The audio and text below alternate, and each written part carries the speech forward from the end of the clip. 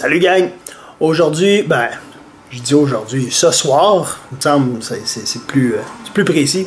Ce soir, je vous parle de la température sur la performance. Comment la température ambiante peut affecter sur la performance. Premièrement, elle peut affecter autant d'un côté ou de l'autre. Okay? S'il fait trop froid ou trop chaud, elle va affecter sur la performance.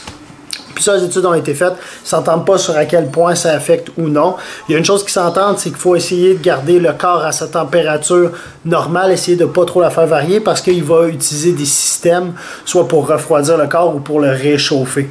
Donc la température normale du corps est à peu près 37 degrés Celsius. Et le corps, on sait, peut suer, peut utiliser de la transmission directement par toucher ou pour essayer de baisser sa température, ou peut activer le métabolisme du corps, activer le système cardiaque pour augmenter la thermogénèse, puis essayer de faire en sorte d'augmenter la température du corps. Fait que là, les risques arrivent d'un côté extrême ou de l'autre côté extrême de température. Si vous êtes dans un état où température extrêmement froide, des fois on est super à l'aise dans les centres de conditionnement physique, puis c'est correct, on veut être bien, on veut être au frais, mais des fois quand c'est frais, la problématique qui arrive, c'est que vous augmentez vos risques de blessure. Au niveau articulaire, l'articulation, si elle est trop froide, réellement, puis il faut l'échauffer souvent et les réactiver souvent pour être sûr qu'elle est chaude, sinon les risques de blessure sont un petit peu plus élevés. Il y a aussi du côté de la chaleur extrême. La problématique qui va arriver beaucoup, c'est que surtout dans un état où c'est humide, c'est parce que le corps va avoir de la misère à essayer d'évacuer cette chaleur-là.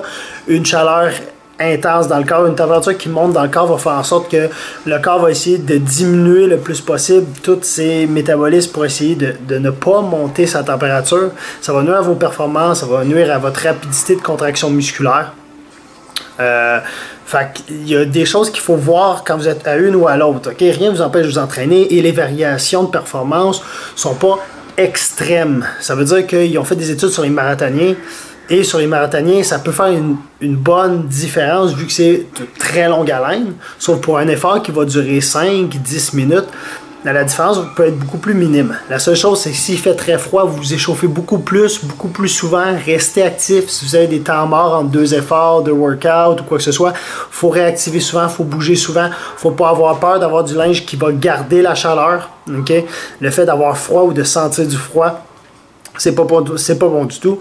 Et quand vous avez chaud, surtout dans les périodes humides, de la chaleur sec, c'est déjà un peu moins pire parce qu'on n'atteint pas des températures au-dessus vraiment de 37 qui est notre propre corps. Fait que le corps va avoir beaucoup de systèmes comme la sudation pour essayer de l'éliminer. Fait que c'est correct.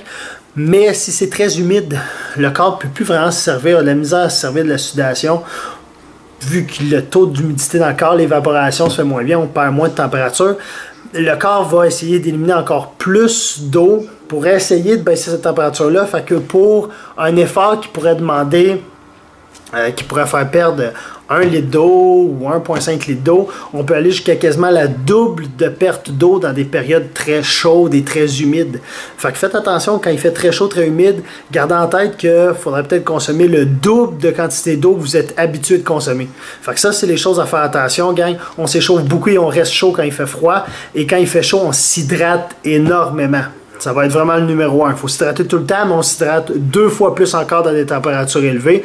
Ça peut quand même affecter légèrement vos performances. Il ne faut pas que ça vous empêche. Malheureusement, on ne peut pas contrôler la température. Bonne journée, gang!